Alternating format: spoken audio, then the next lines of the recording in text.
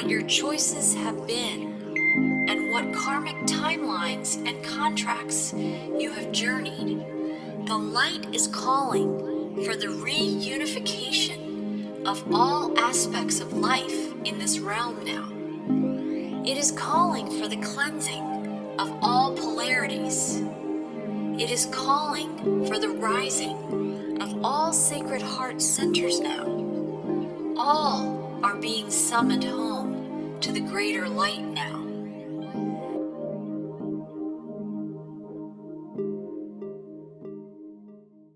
Hi, and welcome everyone to Whole Soul Mastery and Whole Soul School and Foundation's joint podcast today, where we are visiting with Dr. Terry Cole Whittaker again to talk about her amazing 8 steps to spiritual and earthly riches. My name is Marie Mohler, and I'm an author, an intuitive, and a messenger of our powerful journeys to whole soul mastery and to our authentic self-expression. And I want to welcome Dr. Terry to this important conversation and connection today, where we're going to delve deeper into the 6th step of the 8 steps. And so welcome, Dr. Terry. Thank you for joining me again. Pleasure, Marie. I've been looking forward to this, and with all of your wonderful people out there and who are interested in being who they are to the fullest. And that's what we're about. Absolutely. Wonderful. I'm excited. I'm excited too. And that's what many of us, if we'll admit it, if we'll allow ourselves to feel those calls to be more, not be less, like you talk about with the blessings, the word blessings. We'll probably talk about words today too, but we are called to be more and be our authentic selves, which is so expansive. And just to review, so in our last 5 podcasts, we've talked about steps 1 through 5, which include the ask, appreciation, being willing to have what you're asking for, making a prosperity action plan, and making prospering choices. And today we're here to talk about step 6, which is building your prosperity consciousness. And I wanted to read something from your article about this because it's a beautiful opener to the conversation today. You said that wealth is realized by the richness of life experiences and relationships that are most satisfying and deeply rewarding spiritually, mentally, and emotionally. A truly wealthy person considers oneself as most fortunate in every way, having nothing to do with the opinions, beliefs, and mind programming of others. And I wanted to start there today because all that we've been talking about, these 8 steps to spiritual and earthly riches, and it really is a process into a journey of marrying the two. Like that wealth is an integration, isn't it? It's a coming together spiritually, mentally, and emotionally to be wealthy inside and have those riches inside you. But a lot of people have understandings, if you want to call it that, understandings of what wealth means for people. And people can get lost in this pursuit of wealth if they're just after the earthly riches, right? With some people start there, right? Well, I did. I started because I thought, like money meant some freedom in a sense because I was married, and in those days, even to buy a house, you had to have the husband sign with you. There were so many things that were going on, and fortunately, I was married to a really nasty, miserable human being, but that was great because it got me to go find help for me. And then I went to a metaphysical church. And what I did, because I, as a little girl, my great grandma, I lived with her. She was just wonderful. Most of the time I got away from my folks, and my parents were fine and for all that. But Nanny was my spiritual partner, and she was very much into metaphysics and spiritual. She was a nurse and took the place of a doctor where they didn't have a doctor, and all of her amazing experiences, and her being also Irish, you see, and then on my other side of the family, all German. So I've got that mixture of the Irish and the German in my body, and the genetics and things. Anyway, with Nanny, my great grandmother, and then introducing me, like going to a Christian Science Sunday school.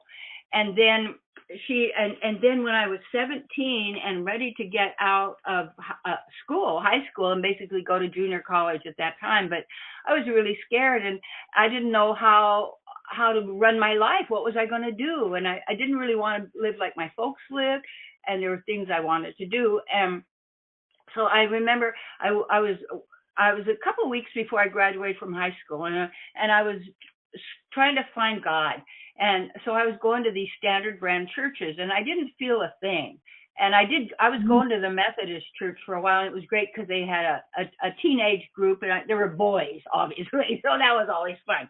But I never knew what they were talking about. I didn't know the method, I didn't have any of those ideas. So I went to this Presbyterian church this day, and I sat there, and I did not understand what this minister was saying or nothing. And then everybody left, and I'm sitting there in the pews. That's because they stink. That's why they call it pew. There's no accident. And I'm sitting there and in the pews, in the stink, and I was saying, I don't feel God in here. I didn't know what God was. I said, I don't feel anything in here. And that night I went home and I prayed to God. And I always used to pray the Lord's Prayer. I don't know why, because we weren't like rigid. We were very loving family and all that, but it didn't have a lot of, going to hell, you're going to do this, you're going to do that, and blah, blah, blah, like that. We didn't have that kind of thing.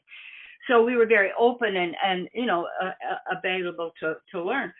So that night, after I said the Lord's Prayer, I said, God, and I was so sincere. And see, this is what it is people don't get. Sincerity, really. You can't fool the divine.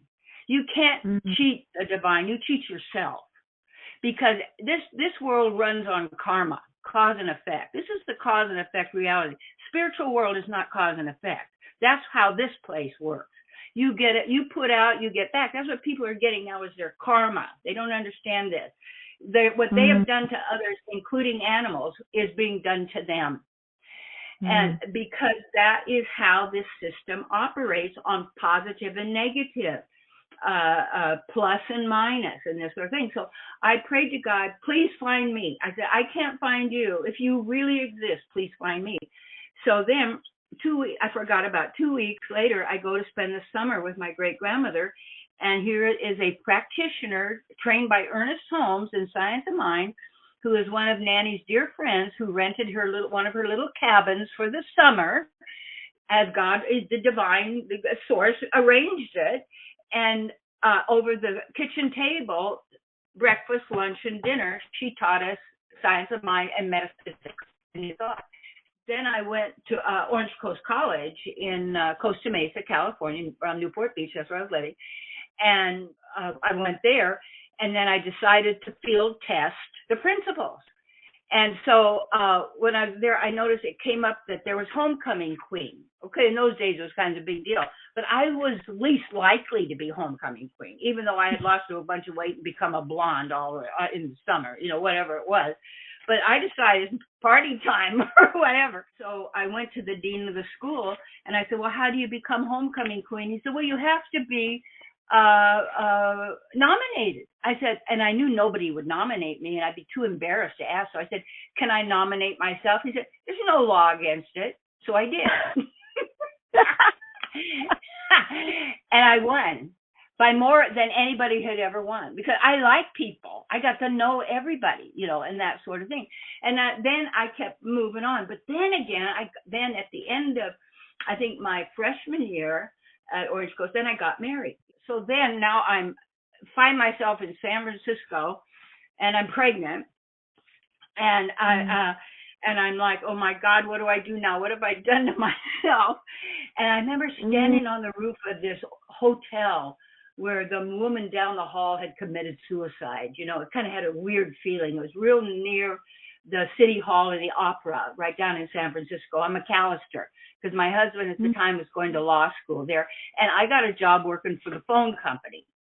I had to take a test to see what, and I could only type 11 words a minute. Well, because I didn't know how to type. I didn't do it because I was going to marry a millionaire. I was going to be a Broadway star. I don't know what it was, but who cares? But anyway, so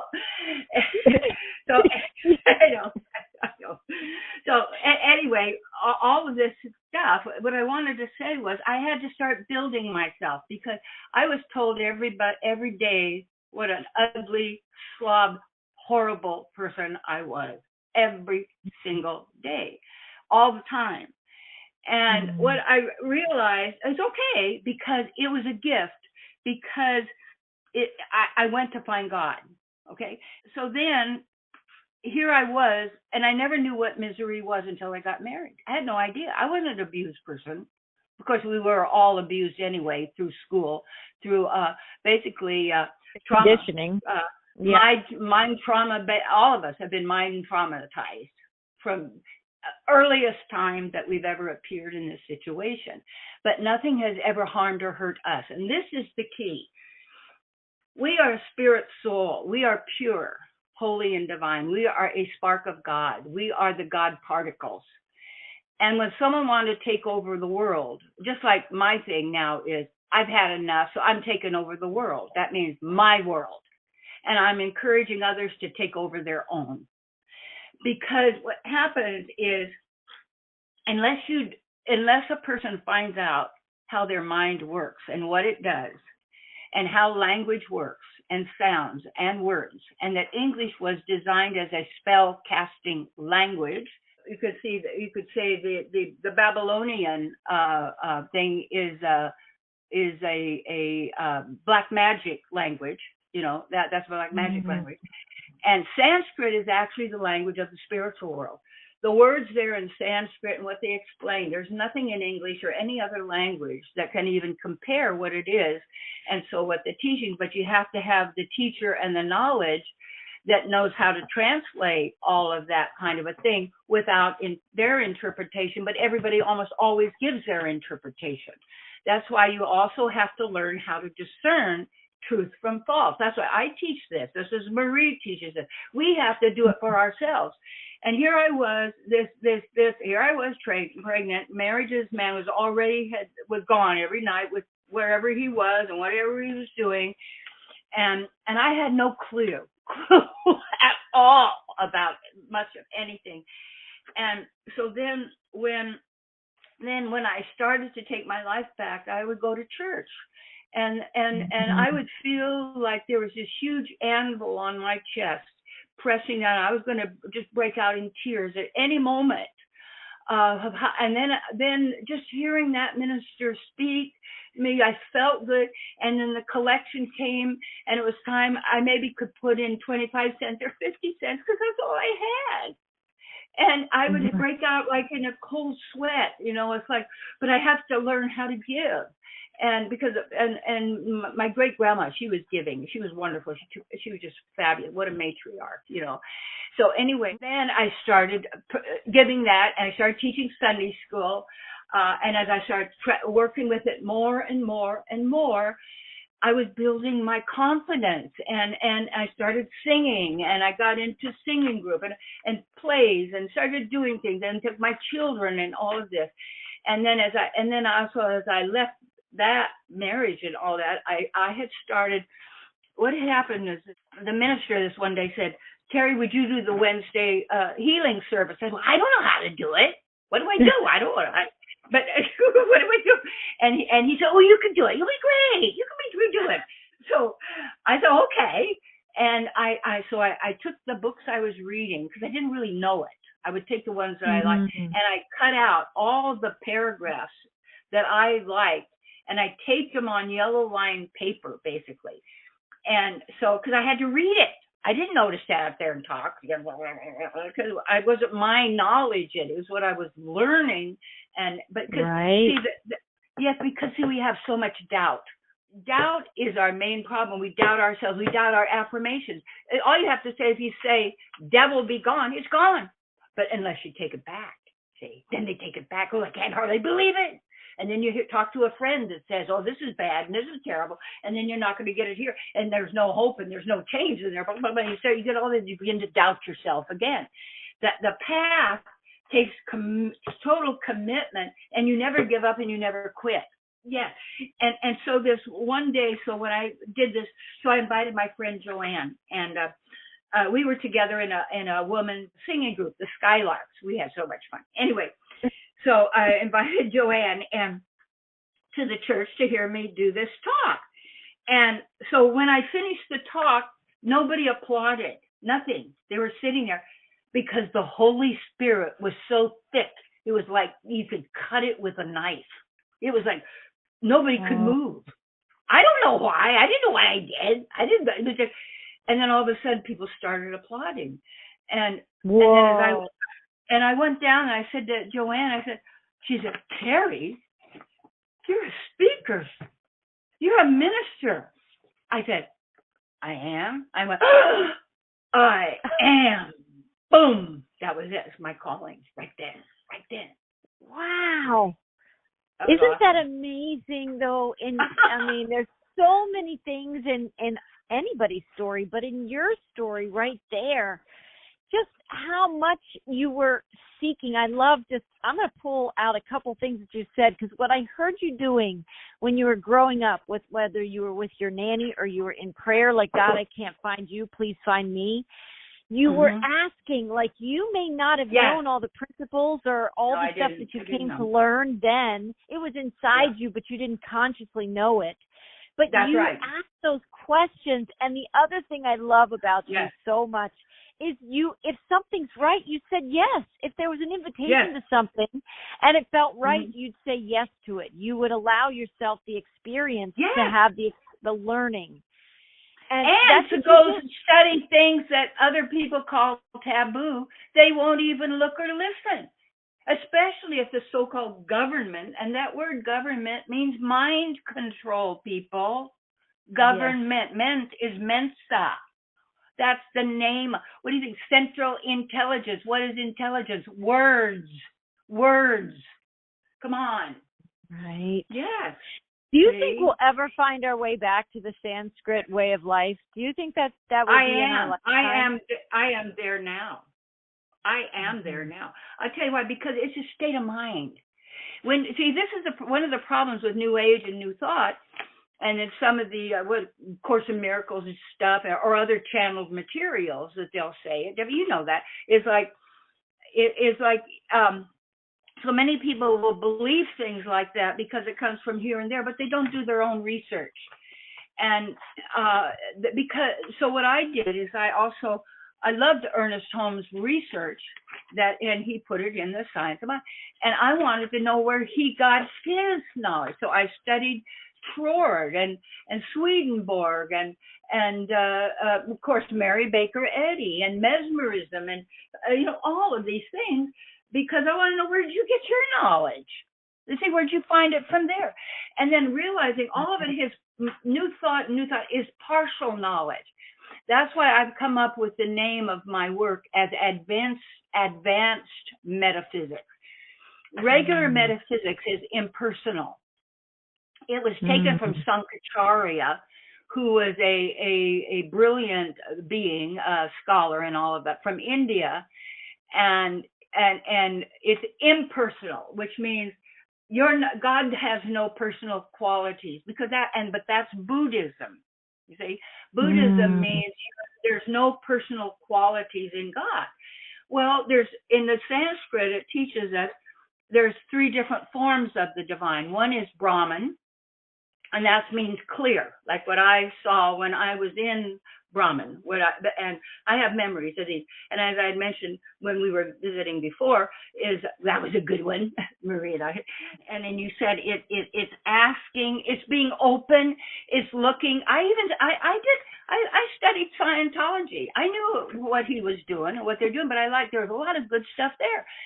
See, I'm like a bee. I go because I don't. Any kind of an organized religion or any kind of an organized corporation where you've got more than one office is criminal. Because you got to support the system. You're working for the system. And they're going to tell you how it is. And because I got involved in a lot of beta groups, because I lived in India for 4 years. I served my gurus shoveling cow manure. I loved it. Brahmin bulls. I had 9 bulls I took care of. And you got to be careful. Can you say what that is again? So if there were 3 things, the Brahmin, what's the Brahmin then? What is that? Okay. There's 3. Brahmin means God without, the divine without quality, personal quality. It just means consciousness. That's all. So you kind of state. reference shoveling the cow manure as like humility. Is that a big? Oh aspect? no, it's not humility at all. You need to do it, or you have to keep shoveling it because it piles up. So it's like it's not humility. Yeah, I loved it because I was serving my teacher. And when you're with animals like this, you got to be real clear. Like one woman, she went to change the window of this one bull, and he knocked her clear across the room, and she hit the wall and broke her arm because she didn't listen to what he was telling her. Oh, telling you stuff.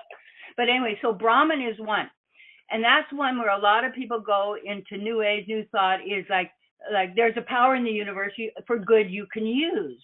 Well, yeah, use for what? Well, to get more stuff. Yeah, right. Come on.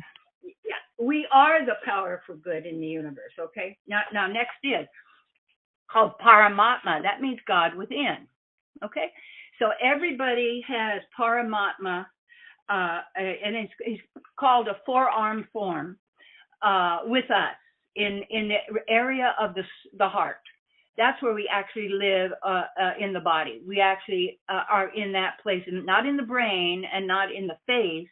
We're in the region of the heart. That's where the big generator is of love, basically. And so Paramatma is God within, and everybody has who is has a soul or is living has God within. And that's who is your partner, who you talk with and you ask prayers from, and you have to ask. And a lot of people, they don't, even with me, you know, what I did with the ministry, or God did through me, I started this little church in La Jolla in San Diego, California, with maybe 25 people on a Sunday. My first Sunday, 250 people showed up, 250, because I'd already been teaching. I already had a little business I called Success Plus, and I was teaching for at companies, Fortune 500s, and doing my programs of effective self-management. You know, I worked myself. I did my own thing because I didn't want to go to a job, for God's sake. You know, what was I going to do there? You know, so you've got God within. You would have been everybody. drained of all your life force if you had just had a standard job, and some people call it just over broke a job. Right? No. That's a good one. Right? Or if I'd even had a happy marriage in a little suburban place, I'm glad I was married to the devil. It was great because it taught me so much, and I'm eternally grateful. Because I'm grateful for everything that happened. Absolutely. When you use it, you see, because it's there as a gift. If you ask. That's why I know with me, and I probably with you, when the ministry and built that, not one minister, no, only one ever came to me and said, and here I've got international ministry all over the world. I had 5 teaching centers in California. I had winter circle breakfast clubs. I had a grammar school. I trained ministers. I had trained practitioners. We had a 24-hour prayer ministry. Oh my gosh. It went on and on and on, and it was fabulous. And then it was over because I could see the signs it was over. I'd done my job. It's time to get out of here, go do something else. But this asking, only one minister ever said, "What did you do?" And when I told him I prayed and removed my obstacles in my mind, he didn't believe me. Nobody does. Okay. They can't conceive of it because they're still trapped. Right? They're trapped in the minds. Right. They can't understand that level of living. No, they can't. And they have so much envy, they can't tolerate it. I would speak at churches and have the audience hanging from the ceiling, applauding like crazy, because you always visualize a standing ovation. And you always get one if you visualize it and you're ready for it. And the minister would have their arms crossed, looking like they hated the sight of me, and would I get out of there? Oh, absolutely. Never invite me back. No, because we don't want people to like you, because you're taking from me.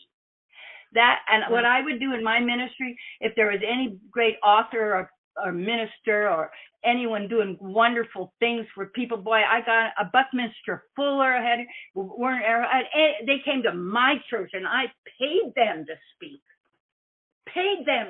Because the people needed to hear them. We need to bring this this model, this template back, right? As the we lead with that, whereas when somebody's like in their passion and doing their thing, you a teacher, right? You want more of that, more people like us. That's what happened. Another reason that I met you, Terry, is because I loved what you were doing. I love your energy.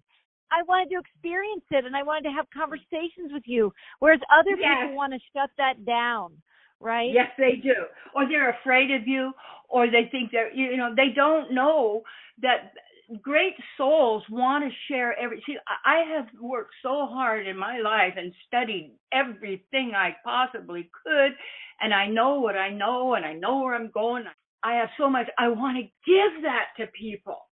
But if they don't ask me the right questions, I can't, because they don't want it anyway.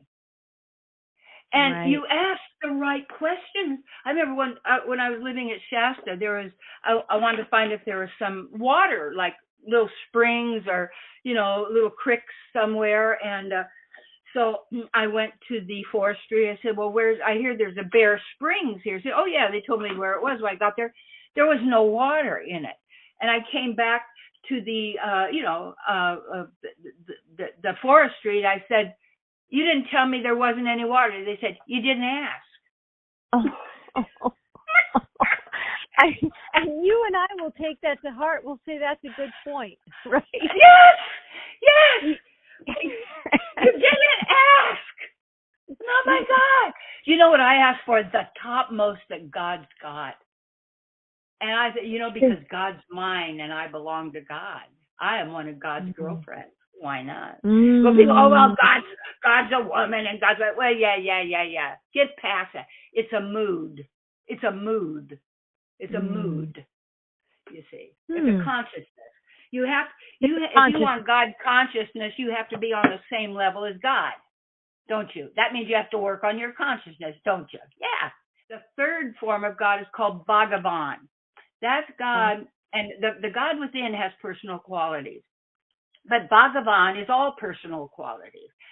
So my advanced metaphysics, because it's what was missing before, is personalness, sweetness, love, fun, joy, creativity, original metaphysics beyond the physical. If you go beyond that and you go beyond that, where do you get? You get to soul, you get to self, who you really are, where the party is.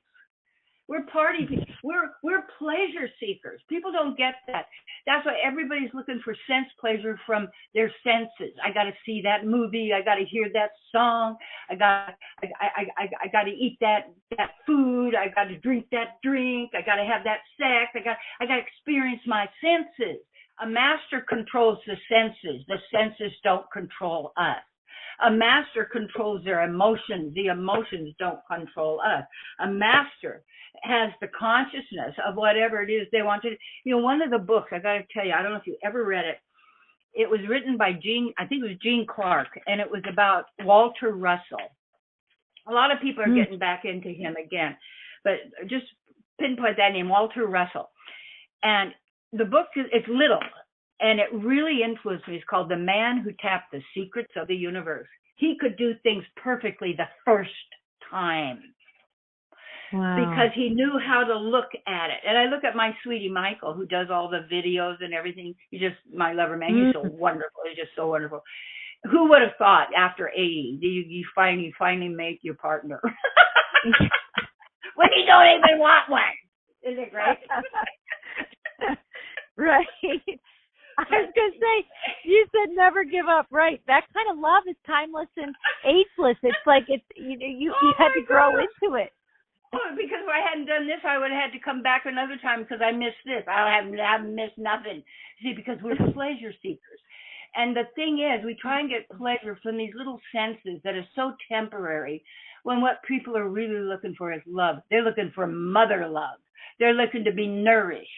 They're looking to be happy. They're looking to be the thrill and the joy of their own being, see, because that's what we want. And the real key, I remember when I was sitting at my place, I had a retreat center in West Washington. It was great there. I was sitting at my dining room table, and I had this picture on the wall, and it's of the Supreme Radha and Krishna, because they're representing the male and female as lovers and friends and playmates and things like this. It's very beautiful. It's very sweet, very poetic, and very, very sweet.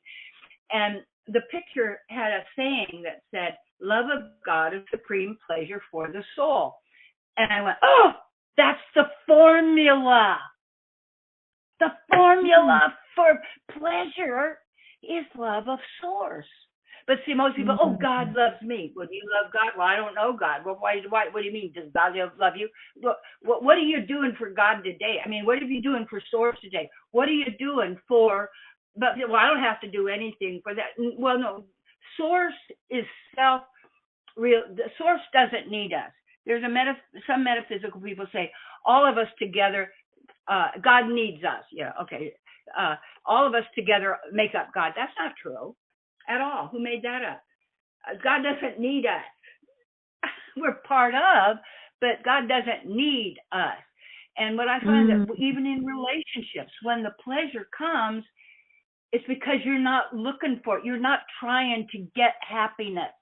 If you try and get happiness, you're going to be miserable. It's just like all the people say, oh, I love myself. They're the most pathetic people all the time, because you can't love you. I am love. Like vanilla ice cream, if you're a vanilla, you don't get to taste it because you are it. You're the vanilla ice cream. And you want to taste it. Well, you can't. You have to be it. You have to have an object of your love. Everybody, look how, I mean, some of these dogs people have are so cute. And you go, I was in the post office in Shasta, and this woman has the most adorable, of course it's got, I mean, this is her life. Okay, this is the cutest thing, and I'm talking to, and this other woman behind me says, I don't like people who talk baby talk to dogs. I said, I love it. I talk baby talk, and I like it. You're going to talk to this cute dog, big talk. And, it's a busy cutie wootie, wah, wah, wah. It's like when you see some great big old football player weigh 300 pounds, and he's got the teeniest dog in his pocket. Hey, cutesy bootsy, baby. Because that's us. But it's so true. You are teaching this, and whenever you say it, I get real still and I listen to you, because you know well you have to be what you desire, right? You have to become it. Yes, you do. Yes, you do. What did I write down? I wrote down some things that I want to make sure that I mention too, because alliances with good people is really important. Yes. And it's like envy is such a strong calling here. And envy is a symptom that the person has been infected by a mind virus. I don't know if anybody ever studied Hulda Clark's The Cure for All Cancer. It's also the cure for all disease.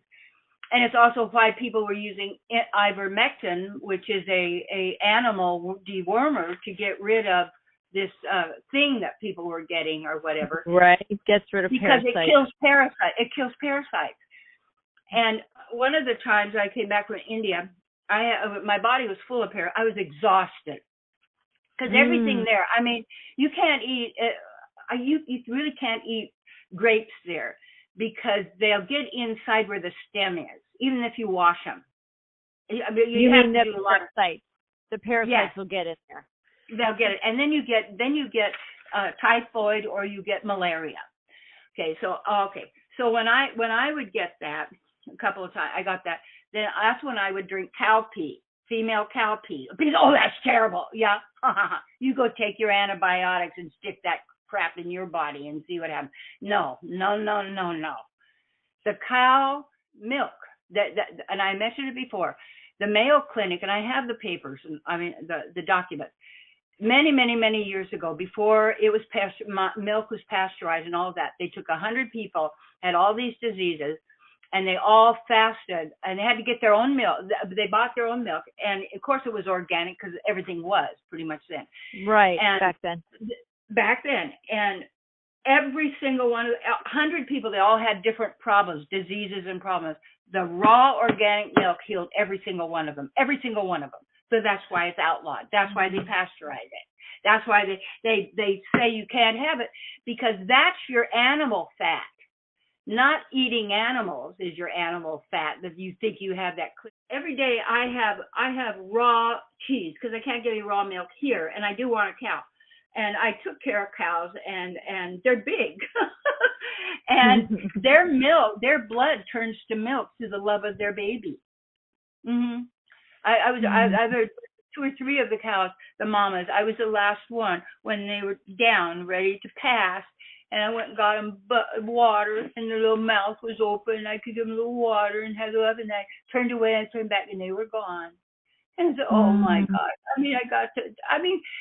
See, I used to think big crowds were and then I did hospice for my daughter.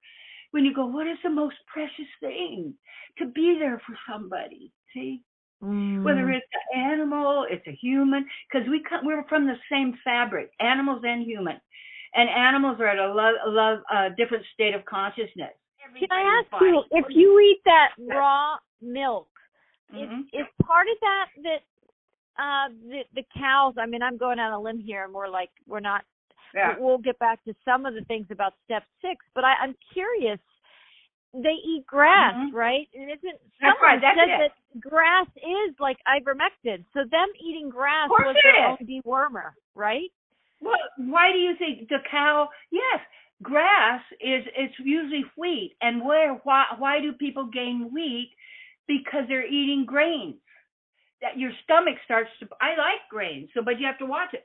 So my stomach starts to pooch as soon as I'm eating grains, because and I start putting on a little. So I have to just cut back. And actually, I'm looking at trying to reorganize the way I do my food, because the body sometimes needs this water fasting, to actually also make stem cells, people talk about too. The body has to be quiet to do what it does, which is heal itself. And what happened when my leg got bit by a brown recluse spider, so it was a flesh-eating thing. I got bitten in LA.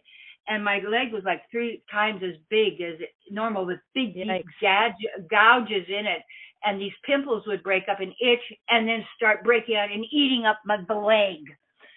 So I had to do this talk in Atlanta, and I had to get on an airplane, and I had to be on a wheelchair to get there, but I got to get to my talk, And I was really spacey. And so I went to this emergency hospital in Atlanta, because they said, oh, well, we'll probably have to amputate your leg, and if you don't check in immediately, you will be dead in 2 weeks. So I immediately got off that table and left. I don't like the way you operate, people. Oh my God. And I went back to LA, and I fasted on my own urine and water for 7 days, and then cooked some of my urine and stuff down and soaked towels in it. And I was well in 7 days, and it cost me $0. Because your own body heals itself. Right, the lost remedies that we've been turned away from, right, exactly. But everybody wants to be happy. And one of the things, that my job is, I want people to be happy, not regularly happy, and feel beautiful, and know that, and have beautiful lives forever, eternally, because it's who we are. That's what my work is. For me, and also to help others by the knowledge that people have to ask. They have to ask.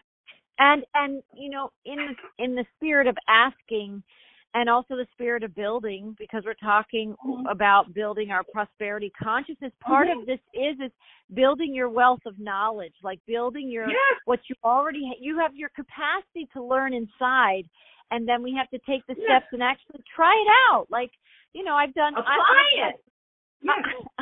My kids were totally creeped out by me at one point when they were kids and we were homeschooling, and I was trying all kinds of things with them. And if they said they were interested in something, I'd go ahead and buy a book on it or sign up for a class. I bought some worm tower or something.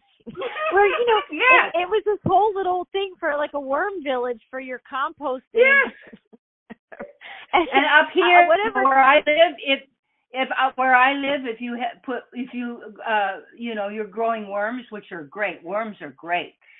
They turn cow manure. They'll turn newspaper into soil. They're amazing. Yes. That's why I don't consider them like an insect. But they do attract bears. Because I live with bears and cougars and mountain lions. Oh yeah. Oh, that's so interesting. Mine seem to attract fruit flies somehow, but I think it was the banana peel. You know what this lady told me? You know what? These fruit flies are nasty. Put a bowl of some white vinegar in it on the table where your stuff is, and they won't show up. And I did it one time, and we had gnats like come in here like crazy.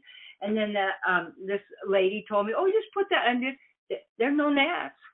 They don't show up. They don't like it. No, they don't like it. See, that's again. And people say, "Well, what?" I remember I had an anthill on some land. They were nasty little red ants. Diatomaceous earth gets rid of them.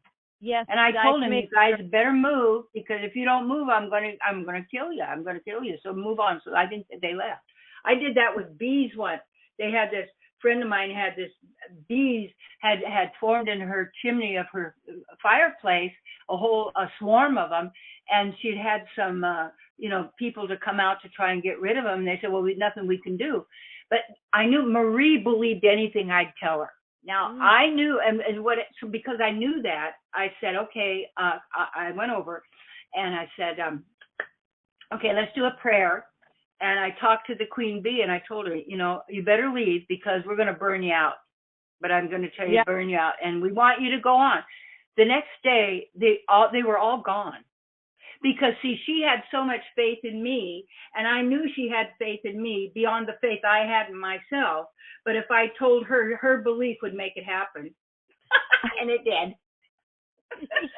You have the best stories, and it's true. It's like if you're, and it works both ways. We're suggestible with words in terms of programming, but we're also suggestible of like healing. And that's what I do the same thing with the bees or the ants. Sometimes they listen and sometimes they don't. And if they don't listen, then I put out the diatomaceous earth, because That's right. Yeah, we give you a chance to move on. We do. Because you don't. Yes, I know. But we are that powerful. Beyond that, that we're so powerful. A suggestion you could turn into a universe, and I'm not kidding you. Complete details of everything. That's the way this is who we are. So when we are given suggestions, everything's a suggestion here. It's hypnotic trance.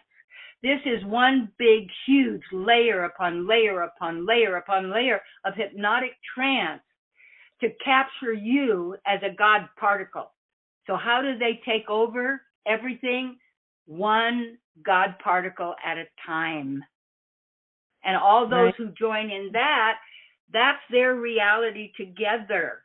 And that's what's going on in the world now, is their karma, because these people, the things they did to animals and to others and to whatever, will happen to them at some point or another, because it's the balance. Karma is the balance that brings you back to neutral. So if it's the way everything works here. When people say, "Oh, we're living beyond duality," no, this is a duality reality. And what you do is you want to be in the transcendent state where you can watch it, but don't let it jerk you around. You have to keep your consciousness as high as you can. Study, read your affirmations, your meditation. And it's tough because the mind is stronger than a hurricane. You have to keep doing it. And I used to sleep with tape recorders going on all night long in my ears to train me. Wow. I would rebirth under the water with a snorkel for hours, 3 hours, anything. See, the people don't go that far because they don't care and they don't want to know. This is my life. This is all that I am. Yes. And everything that is going to go on, people out there, you've got to know it's there. But if you've got mindset that are telling you it's not possible. You can't do it. You're stupid. You don't know anything. Nobody wants what you've got. Nobody wants you.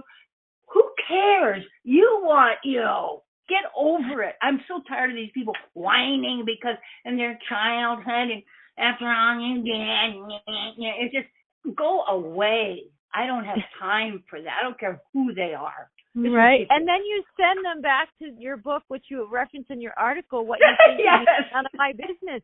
And that's the lesson people have to learn, is that what other people think is none of our business. No. And don't ask them if you don't want them to tell you. Right. And keep go and finding that strength. I love what you said about you listen to tapes like all night long. That was all night long. In the car. There's some CDs I have in my car I've listened to 100 times. Is there Sanskrit and it's translated in English? It brings me right back to myself. If you're not, you've got to pick up a book. Get it's not just on this internet. You got your stuff. You got to know how do I get myself back to where I need to be. You see, because you get slimed when you go out there. You get slimed everywhere. Right, because this is a world. There's a lot of density. There's a lot of heavy emotions. There's a lot of heavy, mind games going on. And because they're programmed to believe this. You're a victim. You're this. You're that. You're this. No, you are a divine. Yeah, whatever your body type, sweet ones, we have. If you have compassion for humans and animals and care about them, you're a real spirit soul. You have a soul. If you don't, you better find out and get some compassion and find out if you do have a soul. Because if you don't, you're finished. Because what happens, ignorance is not bliss. The more ignorant a person is concerning who they are.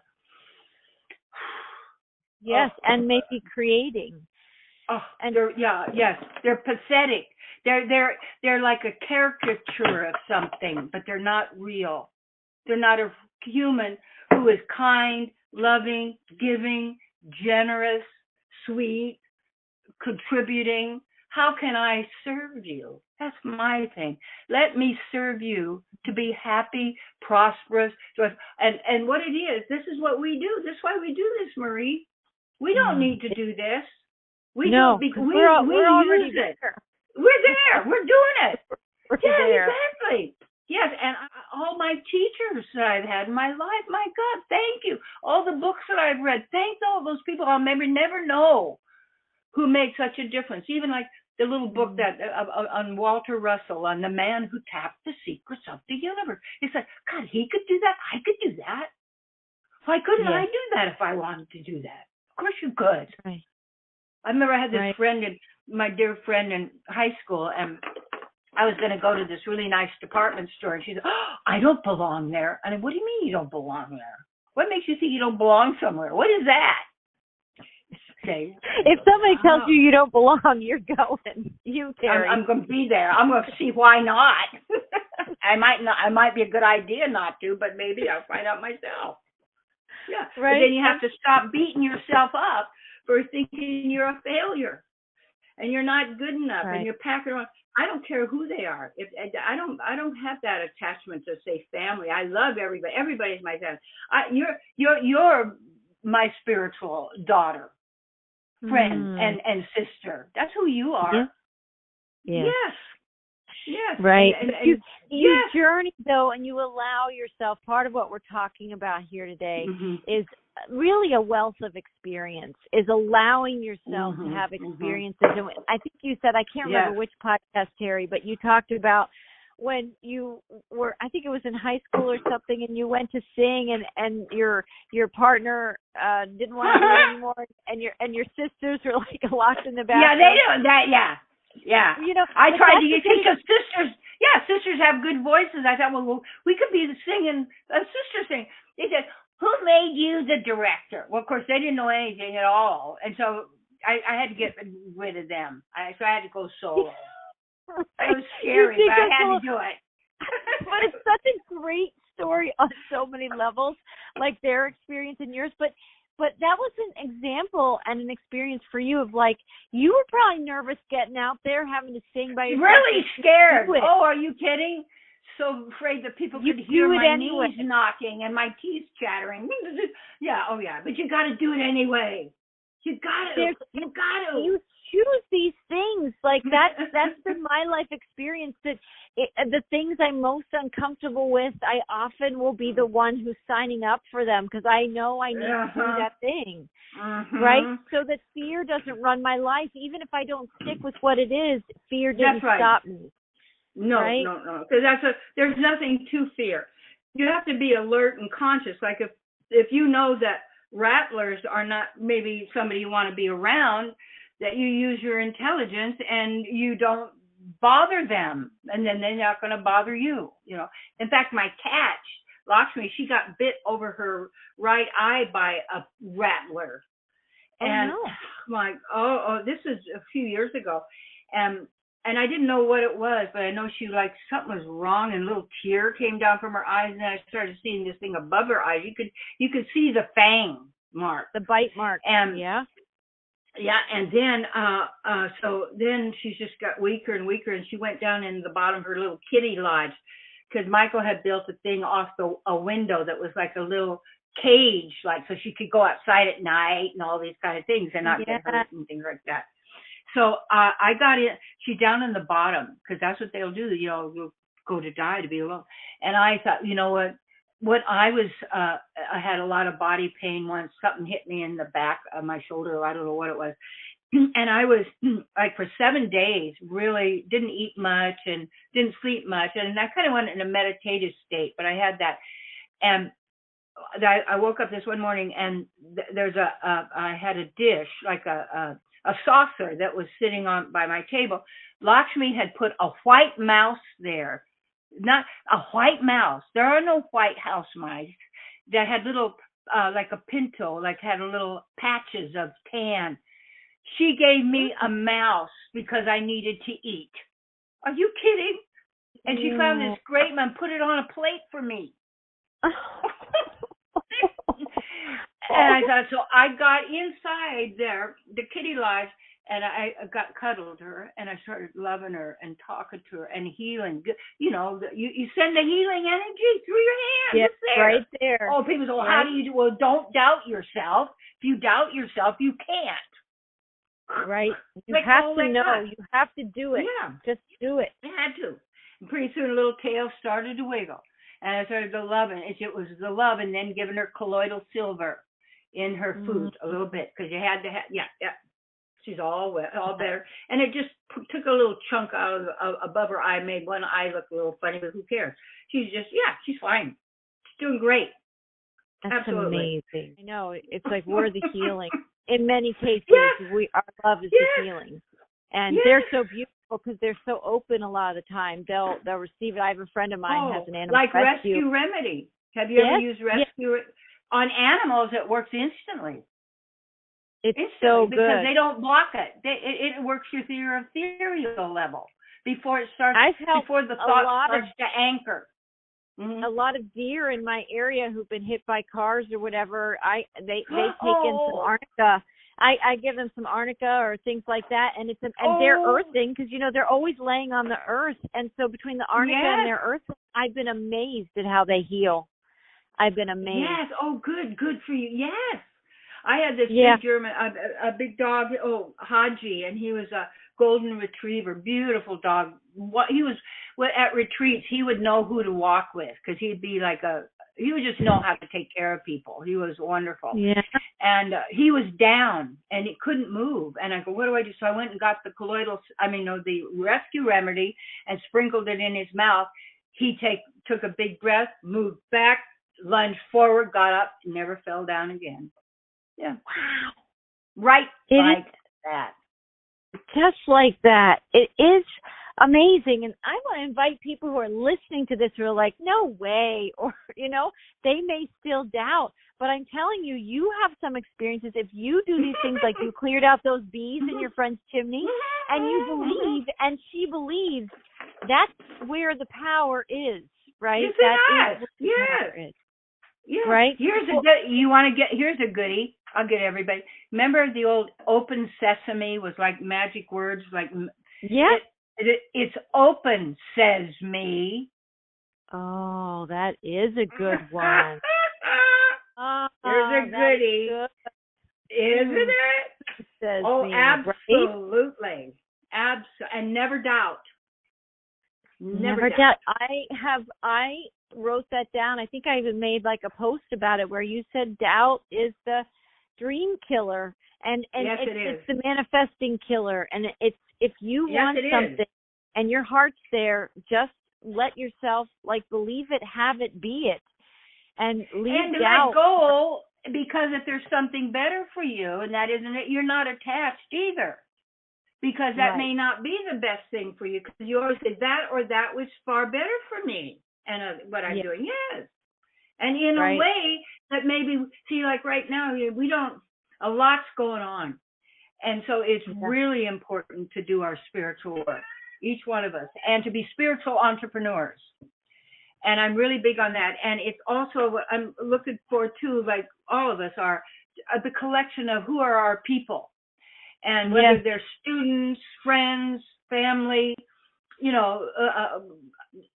you want to be one of the best, greatest people you can, the most wonderful, the most loving.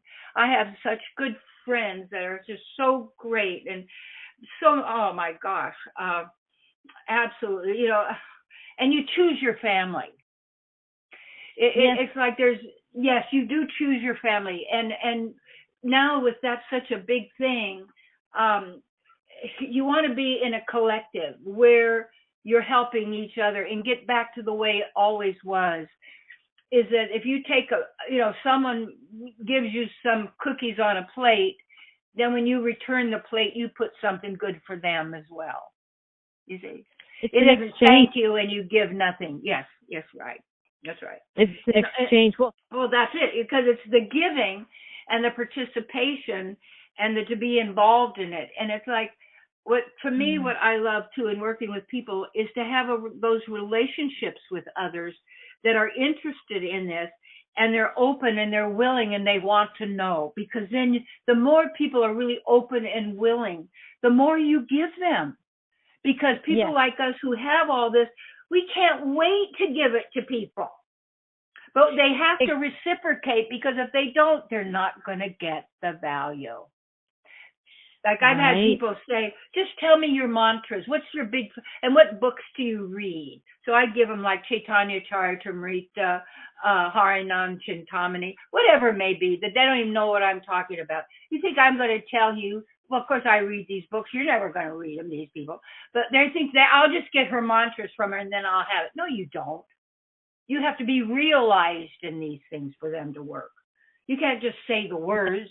You have to realize it, that this is who you are and what you are. Absolutely. Yes. That's like the trap a little bit of people who discover affirmations or even intentions. It can be like an automaton type response where you're just parroting something, but you're not You're not working it. You got to work it. Yes. And then the obstructions are going to come. So when a person's triggered, it's not like, oh, I'm triggered, you did this. No, you got problems, baby. And the trigger just showed you where it is. Go find and get rid of it. Oh, you did that. Well, no, that's in your consciousness. You're the one who got triggered, not me. That's your problem. Right. I know. Trying to get everybody to change. Yeah, sure. We're the only ones that can do it. Like we've said this probably before, but there are no free passes in spiritual development and growth. You have to be the one that chooses it. Right. And let me say this then. I know we're going to close this out soon. It's so delightful to be talking with you, but I just wanted to hit like 3 core things that you talk about. I'm just going to name them quickly, but it is what we're talking about here, where you're talking about we are creatures of habit. So the most effective way to thrive and to attain your spiritual and earthly goals is to make prospering habits. That's right. Like I like that concept of habits. We have unconscious habits that run our lives until we create the habits we want. Yes. And stop right in the middle. I remember like even training to change with food, I might stuff that cookie in my mouth and I know I don't eat it, then spit it out. Yes, Spit it you out. can choose midstream. Like you can make a different choice. Yes. You have to keep working it because you say, what do I want? What's the quality of my life? And you're an eternal being. You cannot die. And because you are life itself. This is people don't get because they identify with the body that is temporary when I have been gifted to see, I don't know why, how, or whatever, but I have seen my spiritual body. And I think I told you, I was sitting on this porch in Vancouver, British Columbia, overlooking this Lions Lake. It was beautiful. And I was in shorts and I think a little crop top or something. I was sitting out there on the deck and all of a sudden I'm looking, my body is not this one. It has all the fingers and nails, but everything, it's absolutely pure and perfect, without blemish, without veins. Wow. There's no bones. There's no you were like it's a gold. Yeah, well, it's not translucent. It's because you don't see through. It's not seeing through, but and it doesn't glow. But it's golden, but with a little bit of brown or chalk, just a rich golden. But it's not like gold paint. And everything's perfect. Everything's perfect.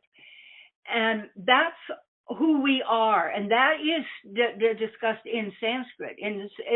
Because what we're dealing with, this is not our first rodeo, folks. Whatever you want to call it. We've done this over and over. There's so much that's interesting to look at. And even up here where I'm now at the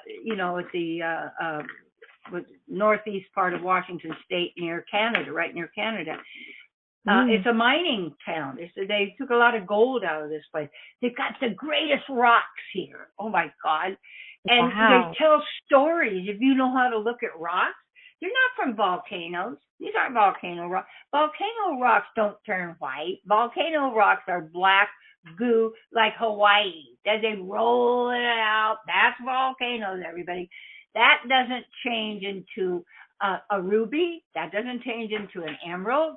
That doesn't change into gold. That doesn't change into silver. It always stays volcanic rock. If you believe what they tell you in school, you'll never learn anything. Thank God I never paid attention. I was too busy preparing for my life's work as a teacher by talking in class. They were my audience, and I worked on my comedy act, and it was I kept them laughing all the time. Right. You were on your path from day one, Terry. Day one. But you know, it was scary when I looked at them. I was 18 months old. And I remember standing in the doorway, and I saw my mom laying on her bed sucking her thumb, and I went, "Oh my God, my mom's a baby. What do I do?" Even then, though, you were asking questions. Even then, you were like, what do I do? I gotta do that. Yeah, I made sure I stayed with my great grandma because she'd know how to take. And then I had to make sure my sisters didn't get in there and take that. I had to take dominion. This is what happens. This is who we are. Oh my God. Right. Well, it's so good. All these, we learn through story. We learn through each other's stories. Right. You're so amazing, Marie. You're such an articulate person, and the way you deal with things, and the way your intelligence, and just such a pleasure to know you and to be able to do these. And we only have 2 more after this one, 7 and 8. We'll have to do something else. I keep thinking we have to do other things, huh? We do have to do other things. We'll find. I have no doubt we'll find more things to talk about. We will. Oh my God! Here we are in this, like, rounding out this prosperity, building the prosperity consciousness, and we talked about a lot of things, but it's all part of this wealth conversation. And habits are a part of it, and choosing your daily habits. Otherwise, they're choosing you. And service. Right. I think that was the other big thing that I really heard you talk about today a lot is service, and that receiving, giving and receiving, and that there's an exchange, but that you're serving source. You're serving Good. God in what you're doing, right? And you're also serving. If you're a plumber, you want your customer to be happy, so you want to do a good job. You know, if you're selling vitamins or what your thing is, you're doing your artwork. Make it beautiful, not some ugly piece of crap. Do something beautiful. I have a friend who's an artist, and Mm-hmm. it's amazing. This is their philosophy, kind of like what you're saying. People who are truly creating to uplift Mm-hmm. people's homes or whatever, Mm-hmm. a painting is never done until it sells. So she's working That's right. on it for 10 years sometimes, these pieces, adding a little bit Mm-hmm. here, adding a little bit there. So it's been Mm-hmm. nurtured. And by the time it comes to you, and if you have resonance Mm-hmm. with it, like Yeah. all of her good energy is in that work. I'm an eternal being, and whatever is to be is up to me. Ooh, And I my like God, that. my soul. Yes. It could be. Yeah. And I remember, like I was telling this kid that he's really sweet that works here. He's just a sweet kid, does great stuff. And I said something came up about Arnold Schwarzenegger. I said, yeah, I know Arnold. He said, no. I said, oh, yeah, I know everybody. But no, I used to, I know every, and then I realized, what the people are doing out there in that world, like that entertainment neither, because I got into that world as a celebrity and all. I began to see what was going on. And I remember going to this one thing with, forgot what his name was. It's really nice. He was the captain of the Love Boat, Gavin McLeod. He was such a sweet man. He had a big crush on me, but he was really sweet. Sweet. And he took me to some big premiere or whatever. I don't know what it was, but all those flashing lights, you see flashing lights, and I'm going, this is not my world. I want my shoes off. I want to get my feet in the dust. I want to fall on my tummy and lean down and drink out of the creek. Right. I came here for the nature, not show business. That's huge. Mm-hmm. There's Lakshmi. That's Lakshmi. She said, hi, Marie. Yeah, I think she can talk.